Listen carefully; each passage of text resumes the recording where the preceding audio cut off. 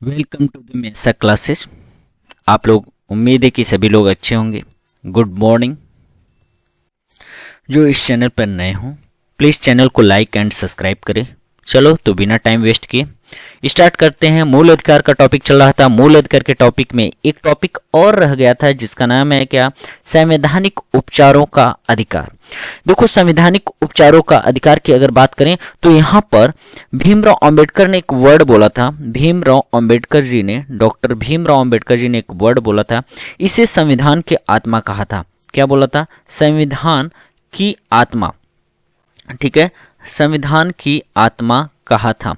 तो ध्यान रखना, मोस्ट इंपॉर्टेंट है, डॉक्टर भीमराव अंबेडकर ने कहा था। लेकिन उससे चलते एक नोट करके एक पॉइंट मैंने एक बार और बता देते हैं इस नोट पॉइंट को। संपत्ति का अधिकार पहले 31 में था, जो कि मूल अधिकार के टर्म में रखा गया था, लेकिन इसको कैंसिल कर दिया गया कि यह एक क्या होगा, विधि का अधिकार बना दिया गया, जो 300A में आ गया है। ओके, तो अब चलते हैं अनुच्छेद नंबर 32 की बात कर लेते हैं। अनुच्छेद नंबर 32 में है क्या? जो हम बात करें कि यह जो संविधान की संवैधानिक उपचारों का जो अधिकार की बात है, हम उसकी बात कर रहे हैं। तो यहाँ देखो, यह मौलिक अधिकारों का यदि किसी भी कंडीशन में मौलिक अधिकारों का उल्लंघन होता है, तो यदि उसको कोई फॉलो नहीं करता है, तो ऐसे कंडीशन में यह सुप्रीम कोर्ट में याचिका डाला जा सकता है।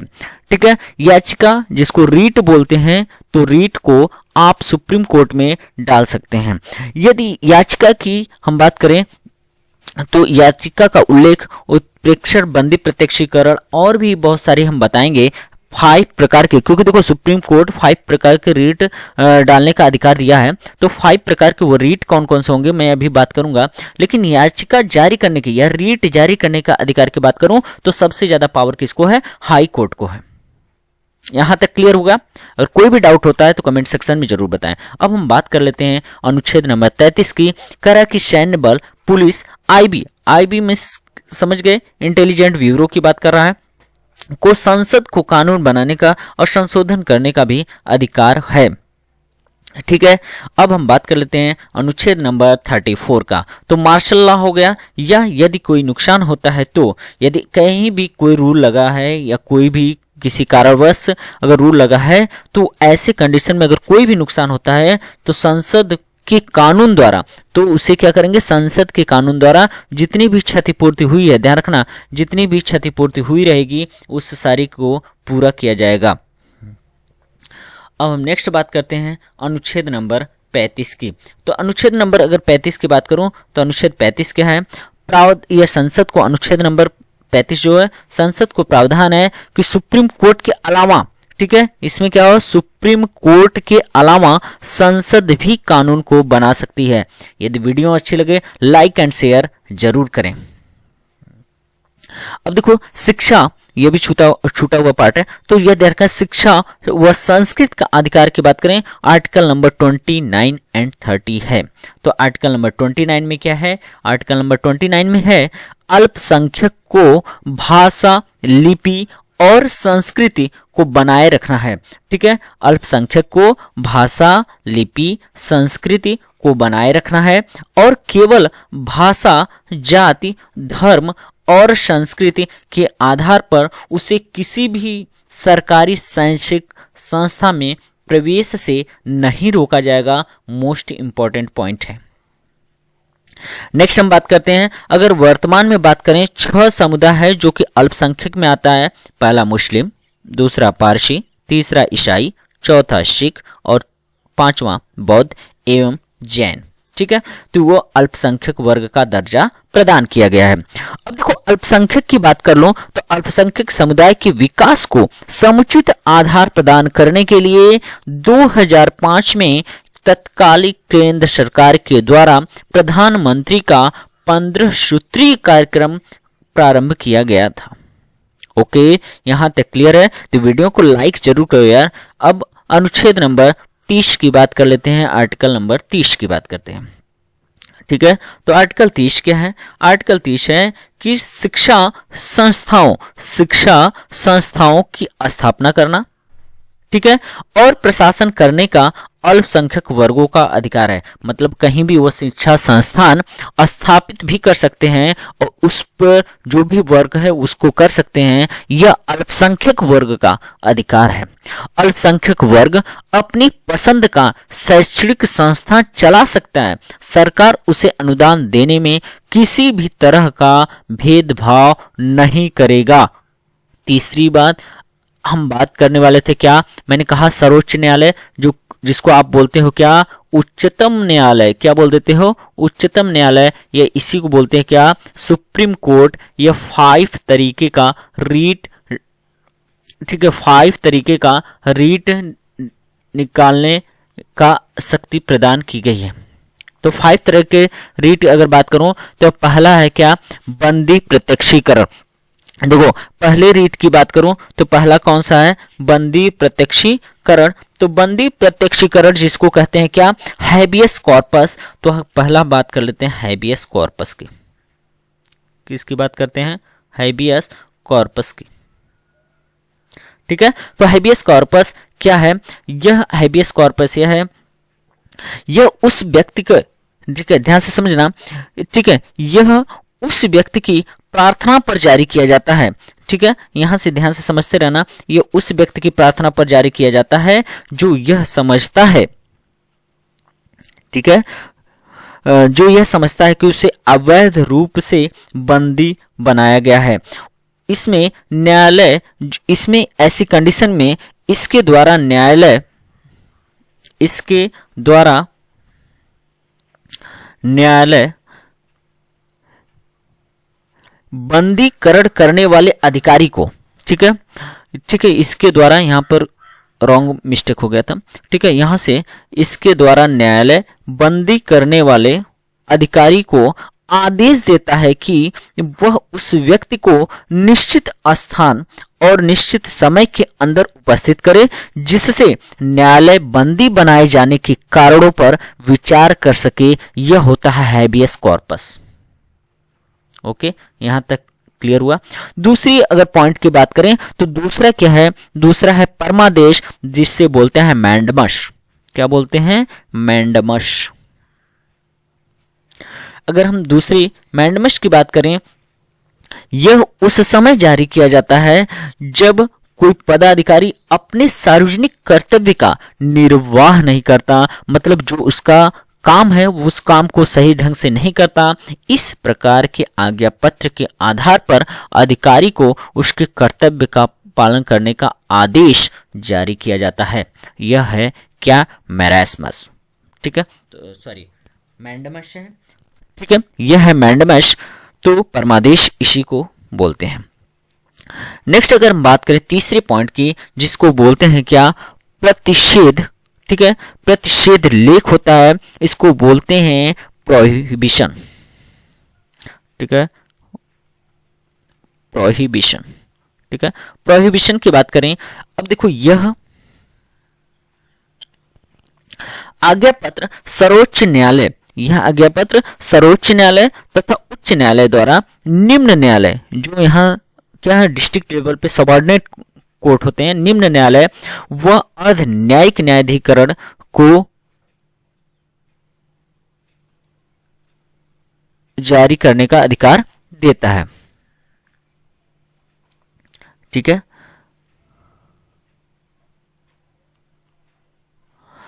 ओके, यहां तक क्लियर हो गया।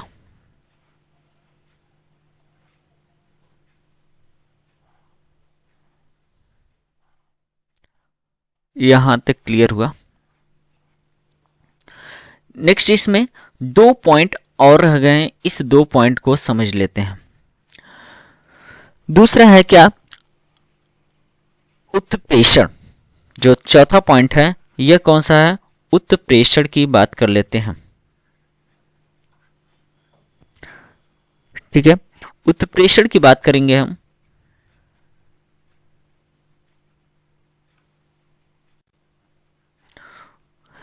जिसको बोलते हैं क्या, सर्टरी।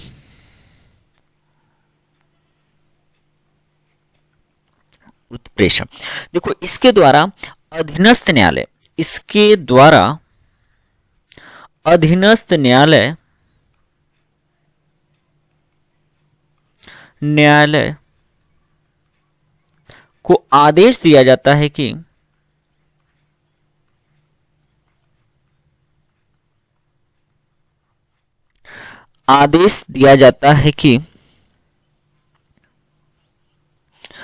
अपने पास लंबित मामलों को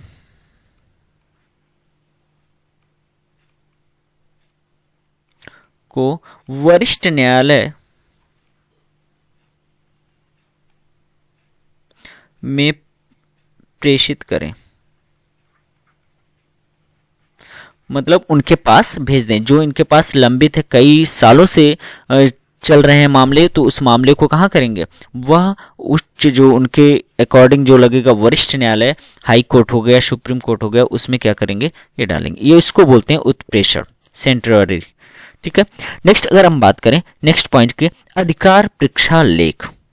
ठीक है, जो पांचवा हमारा लास्ट रीट है, अधिकार परीक्षा लेख की बात करते हैं, जिससे बोलते हैं क्यूओ वारंटो।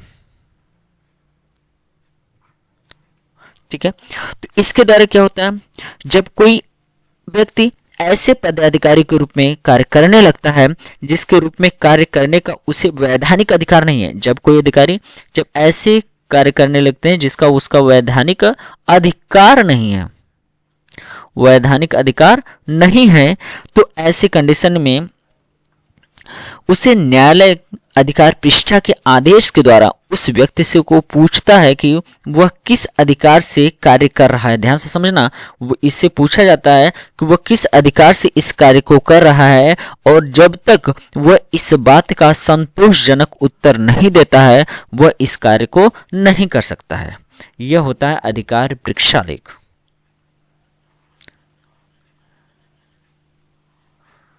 बात समझ में आ गई। अब हम बात कर लेते हैं थोड़ा सा नीति निदेशक तत्व की। ठीक है, नीति निदेशक तत्व की हम बात कर लेते हैं।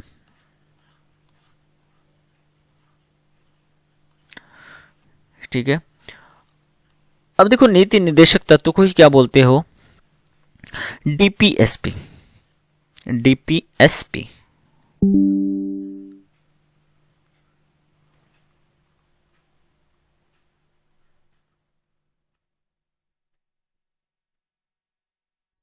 देखो, नीति निदेशक तत्व की बात कर रहे थे, तो नीति निदेशक तत्व जो है,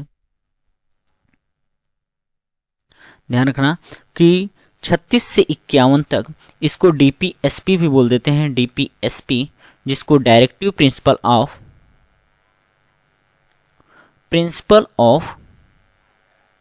ऑफ स्टेट ऑफ इंडिया बोलते हैं। ओके,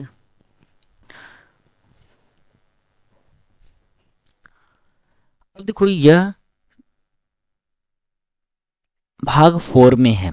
ठीक है, कहाँ उल्लेखित किया गया, भाग 4 में इसे सामाजिक व आर्थिक न्याय का प्रतीक कहा जाता है। इसे सामाजिक आर्थिक न्याय का प्रतीक कहा जाता है। यह आयरलैंड से लिया गया है। कहाँ से, आयरलैंड से लिया गया है। हम बात करें अनुच्छेद 1935 के निर्देशों के उपकरण को ही नीति निदेशक कहते हैं। इसकी प्रकृति कैसी है, तो इसकी प्रकृति है सकारात्मक। अनुच्छेद 36 की बात कर लेते हैं। ध्यान रखना, अनुच्छेद 36 जो राज्य शब्द को परिभाषित करता है, और यही सेम आर्टिकल क्या है, आर्टिकल 12 में भी दिया गया है। अब देखो अनुच्छेद 37 की बात करते हैं। अनुच्छेद 37 क्या है, यह नियम व योग्य नहीं है। कह रहा है कि राजनीति बनाते समय इन तत्वों को, अनुच्छेद 37 को ध्यान में रखा जाता है। काफी डिटेल है। अब देखो अनुच्छेद 38 की बात कर लें। राज्य सामाजिक आर्थिक न्याय शब्द की व्याख्या करता है। नागरिक को सामाजिक आर्थिक एवं राजनीतिक न्याय मिलेगा। अनुच्छेद 39 की बात करते हैं। राज्य 39 में क्या है, मोस्ट इंपॉर्टेंट है, राज्य सभी स्त्री पुरुषों की रक्षा करेगा व स्थानीय शुल्क विधिक सहायता प्रदान करेगा। राज्य मानव एवं भौतिक संसाधनों का सबका हित होगा वह कार्य करेगा। ठीक है, और कह रहा है कि यहां पर कि समान कार्य के लिए, ठीक है, इस पॉइंट को ध्यान रखना, समान कार्य के लिए आपको समान वेतन की व्यवस्था की जाएगी। ठीक है, समान कार्य के लिए समान वेतन होगा। ठीक है, राज्य स्त्री व पुरुषों के लिए ऐसा कार्य नहीं करेगा जिसमें सबका क्या हो, अहित हो, और राज्य बच्चों को ऐसा वातावरण देगा, ऐसा वातावरण जो नहीं देगा जो कि जिसमें शोषण हो। ठीक है, इस बात को ध्यान रखना। अब देखो अनुच्छेद नंबर 40 की बात कर लेते हैं। अनुच्छेद 40 क्या है, जो कि अनुच्छेद 40 में है, ग्राम पंचायत का विकास करेगा। ये आर्टिकल नंबर 40। आर्टिकल नंबर 41 क्या है, कुछ दशाओं में काम, शिक्षा और लोक सहायता प्रदान किया जाएगा। ठीक है, यहां तक इस पॉइंट से क्या मतलब समझना, लोक सहायता प्रदान करेगा। आपने देखा होगा कि अगर हम बात करें 15 अगस्त 1995 में यह राष्ट्रीय सामाजिक कार्यक्रम भारतीय संविधान के अनुच्छेद 41 के प्रावधानों की पूर्ति करता है। इसका उद्देश्य गरीबों को सामाजिक सहायता प्रदान करना। ठीक है, गरीबों को सामाजिक सहायता प्रदान करना, इसके लिए तरह तरह की पॉलिसी आती रहती है। आपने देखा होगा इंदिरा गांधी ने राष्ट्रीय विधवा पेंशन या वृद्धा पेंशन यह भी लाई थी। तो एक हो गया क्या, आपका सुना होगा कि एक विधवा पेंशन भी चलता है जो सामाजिक दृष्टिकोण से सहायता प्रदान किया जाता है। दूसरा आपने सुना होगा एक वृद्धावस्था पेंशन चल रहा था, मतलब एक लेवल के अकॉर्डिंग आपको मिलेगा। ठीक है, और तीसरा चल रहा था क्या, विकलांग पेंशन योजना भी चल रहा था। ठीक है, विकलांग पेंशन योजना भी चल रहा था। बात करें, अगर हम नेक्स्ट पॉइंट की बात करें, अन्नपूर्णा योजना चल रहा था। ठीक है, अन्नपूर्णा योजना चल रहा था। तो ये सब क्या है, ये लोक सहायता इसमें प्रदान किया जाता है। अब हम बात करते हैं अनुच्छेद 42 की। अनुच्छेद 42 में क्या है, राज्य मानवोचित दशाओं का तथा प्रसूति सहायता का उपलब्ध करेगा। इस बात को ध्यान रखना। अब है अनुच्छेद नंबर 43। अनुच्छेद 43 क्या है, कर्मकारों के लिए निर्वाचन, मजदूरी एवं कुटीर उद्योग को प्रोत्साहन देगा तथा जीवन निर्वाह योग्य वेतन उपलब्ध करवाएगा। अनुच्छेद नंबर 43। अब देखो 43 से ही 43A बना है एंड बी बना है। ए क्या है, राज्य उद्योगों के प्रबंधन में कार्यों की भागीदारी सुनिश्चित करेगा। दूसरा अगर हम बात करें 43B, राज्य सहकारी संस्थाओं को बढ़ावा देगा, जो कि 90वां संशोधन 2012 है, मोस्ट इंपॉर्टेंट।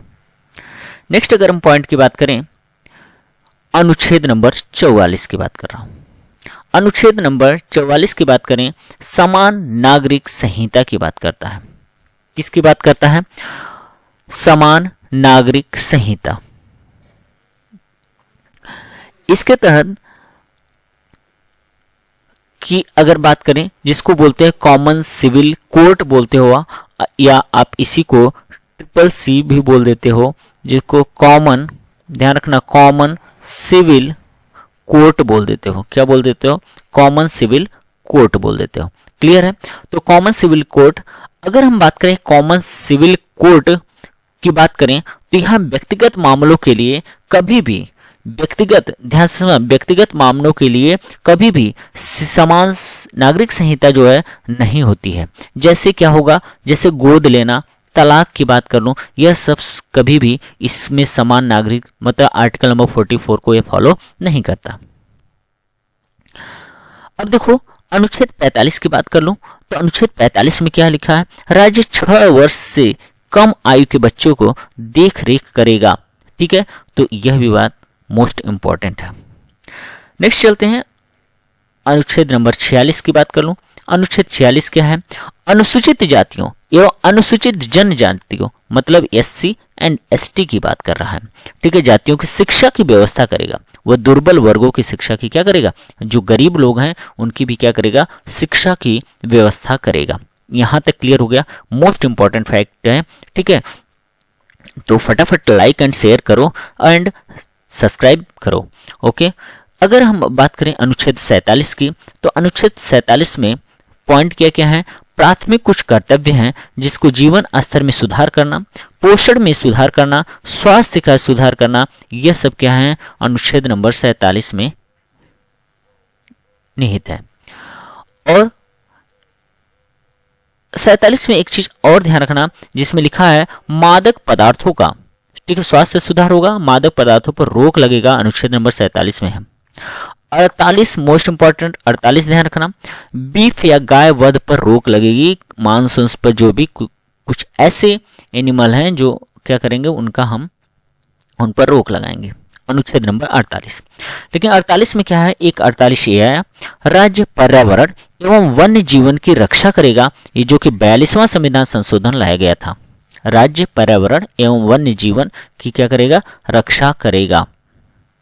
नेक्स्ट पॉइंट की बात करें, अनुच्छेद नंबर 49 है, राज्य ऐतिहासिक स्थल वन्य जीवन की रक्षा करेगा एवं विरासत पुरातत्व संरक्षण प्रदान करेगा। 49। 50 में क्या है, कार्यपालिका एवं न्यायपालिका का पृथक्करण है। और अनुच्छेद नंबर 51 क्या है, 51 में है अंतर्राष्ट्रीय शांति और सुरक्षा की आवृत्ति किया जाएगा। लेकिन कुछ इंपॉर्टेंट फैक्ट है, यह भी ध्यान रखना।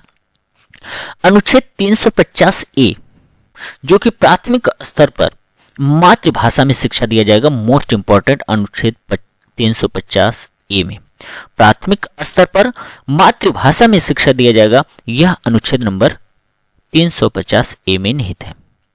अब हम बात करें अनुच्छेद नंबर 351। अनुच्छेद 351 की बात करूं तो हिंदी को प्रोत्साहन दिया जाएगा, ठीक है, क्या किया जाएगा, हिंदी को प्रोत्साहन दिया जाएगा, यह अनुच्छेद नंबर 351 में है। नेक्स्ट हम बात करें, एक पॉइंट नोट करके रखना कि नोट जो, क्योंकि आप टॉपिक कौन सा पढ़ रहे हो, DPSP पढ़ रहे हो, ठीक है, तो यहां से DPSP के बारे में यह आपको समझना होगा, ठीक है, जो कि ध्यान रखना कि डायरेक्टिव प्रिंसिपल ऑफ, मैंने अभी इसका फुल फॉर्म भी बताया था, तो directive principle of state policy of India, ठीक है, ऑफ इंडिया। यहां तक क्लियर हो गया। तो राज्य के नीति निदेशक तत्व एक ऐसा चीज, ध्यान से समझना, मोस्ट इंपॉर्टेंट मैं बोला हूं और क्वेश्चन आया भी है, राज्य के नीति निदेशक तत्व एक ऐसा चीज है जो बैंक की सुविधा अनुसार अदा की जाएगी, ठीक है, ध्यान से समझना, यह चीज गलत हो गया यहां पर, तो ऐसा क्या है, चेक रहेगा यहां पर, ठीक है, तो ऐसा चेक है